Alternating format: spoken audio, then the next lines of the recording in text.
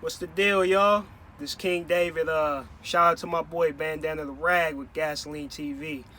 Hey, I just had a little message out there for the ladies, man. I always hear about y'all being strong and independent. Y'all don't need a man and this and that. Well, check this out. We all really interdependent. Them heels on your feet, that phone in your hand. It took people in sweatshops. It took poor Africans mining cobalt and metal and all that in Africa for you to have that phone and have those heels. The food you eat, you depending on farmers for that. The gas you drive, you depending on the people in the oil refinery for that. So you bragging about how independent and all that you are, that's pride, and pride is a sin.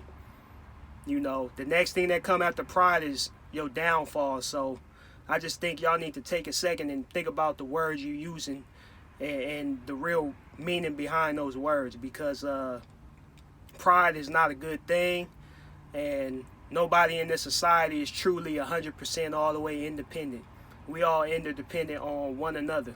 So, you know, I just think that needs to stop, because every time a natural disaster happens, when Katrina happened, you didn't hear no women running around talking about they were strong and independent, right? You know what I'm saying? We were all interdependent on one another. It wasn't none of that pride. That went out the window when disaster strikes. So, you know, y'all need to look in the mirror and realize that everything we do has a spiritual implication and a spiritual consequence, you know? So, you wearing that hair, you don't know where it came from, why it was cut, or what spiritual implications it has. Well, check this out.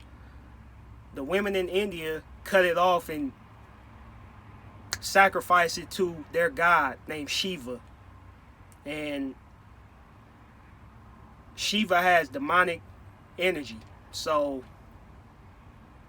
you wearing this hair and you think it's all about just the outside and how good you gonna look, how fly you gonna look with it, but you ain't understanding the spiritual implications when you put that hair on. You ain't understanding the spiritual implications when you cover up your own hair that God gave you to wear. So you even interdependent to get that hair. You didn't grow that hair. So how can we talk about we strong and independent when we get each and everything from somebody else? You know? So I notice a lot of y'all energy change when y'all put that hair on. It's like, you know, the pride rises and the the true nature, the true lack of confidence that really fuels that pride, you know, it gets concealed. So we need to address this, because this is a billion-dollar industry, you know, that's fueled by y'all lack of awareness, you know, willful ignorance, and pride.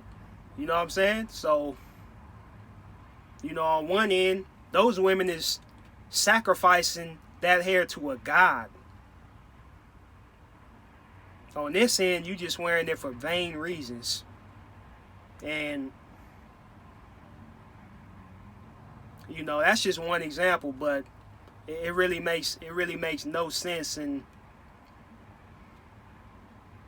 y'all just need to y'all just need to really question that, and really, you know, think about what I'm saying, because this is a billion-dollar industry where those women is being exploited, and y'all's,